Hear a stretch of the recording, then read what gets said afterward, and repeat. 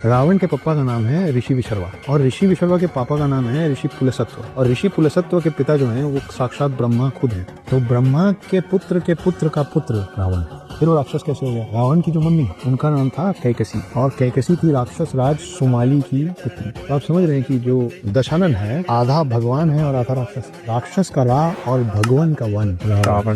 क्या सच में यही अर्थ है रावण के नाम का? आइए जानते हैं। रावण के पिता का नाम था विश्रवा और उनके पिता का नाम था पुलस्त्य और उनके पिता हैं ब्रह्मदेव।